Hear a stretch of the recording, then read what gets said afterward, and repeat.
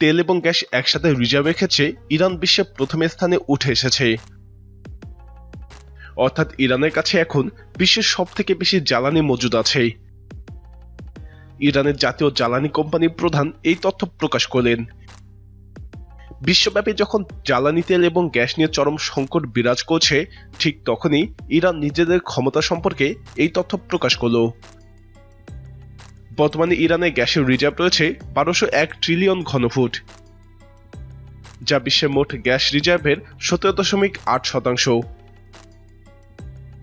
Iran বিশ্বের দ্বিতীয় বৃহত্তম গ্যাসের রিজার্ভ ধরে রেখেছে। গ্যাসের রিজার্ভে কেবলমাত্র রাশিয়াই ইরানের থেকে এগিয়ে রয়েছে, তবে উৎপাদনে ইরানের থেকেও কাতার এগিয়ে রয়েছে। এদিকে তেলের রিজার্ভেও ইরান তৃতীয় স্থানে রয়েছে। তেল উৎপাদনেও ইরানের অবস্থান তৃতীয়। বর্তমানে ইরানের উত্তোলনযোগ্য তেলের পরিমাণ 208 বিলিয়ন ব্যারেল, যা বিশ্বের মোট মজুদ তেলের 10/1 যদি নতুন করে বিশ্বে কোনো তেলের খনি নাও পাওয়া যায়, তবু ইরানের তেল দিয়ে আরো 150 বছর চালানো যাবে। তেল রিজার্ভে ইরানের উপরে থাকা দুই দেশ হচ্ছে দ্বিতীয় স্থানে থাকা সৌদি আরব এবং প্রথম স্থানে থাকা ভেনেজুয়েলা। ইরানের জাতীয় তেল কোম্পানির প্রধান মোহসেন খোজাস্তেমেহের বলেছেন, তেল এবং গ্যাসের রিজার্ভের ক্ষেত্রে ইরান বিশ্বের প্রথম স্থানে রয়েছে। তিনি ইরানের একটি টিভি চ্যানেলকে দেওয়া সাক্ষাৎকারে একথা বলেন। তিনি আরো বলেন, ইরানের তেল এবং গ্যাসের রিজার্ভের পরিমাণ একসঙ্গে হিসাব করলে যে সংখ্যা দাঁড়ায় তা বিশ্বের সব দেশকে ছাড়িয়ে যায়। নিষেধাজ্ঞার কারণে আগের চেয়েও ইরানের তেল উৎপাদনের সক্ষমতা এখন বেশি। এই সময়ের মধ্যে সক্ষমতা আরো বাড়ানো হয়েছে। তেল, গ্যাস এবং পেট্রোকেমিক্যাল খাতে প্রয়োজনীয় সরঞ্জাম নির্মাণে ইরান ব্যাপক উন্নতি সাধন করেছে বলেও জানান এই কর্মকর্তা।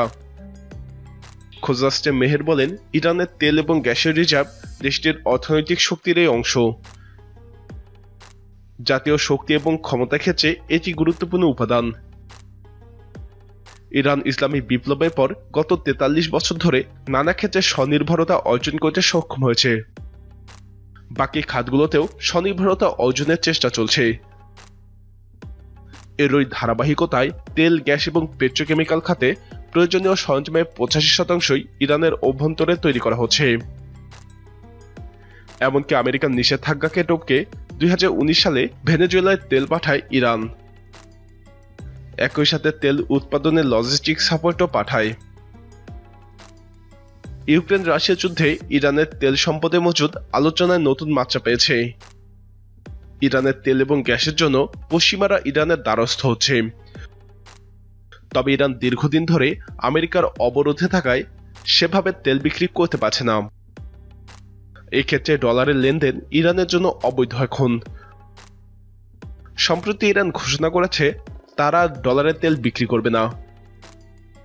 এর বিনিময়ে ইউরোপীয় ইউনিয়নের মুদ্রা ইউরোতে তেল বিক্রি করবে। ইরানের ধারণা, এতে করে তেল বিক্রিতে সুবিধা হবে। আমেরিকার হাতে ইরানের অর্থনীতি নিয়ন্ত্রিত হবে না। প্রিয় দর্শক, ইরানের তেল সম্পদ ভবিষ্যতে ইরানের পরিবর্তনে কি কাজে লাগতে পারে বলে আপনি মনে করেন? আপনার মতামত কমেন্টে জানান। নিয়মিত এরকম ভিডিও পেতে আমাদের চ্যানেলটি সাবস্ক্রাইব করে আমাদের সাথেই থাকুন।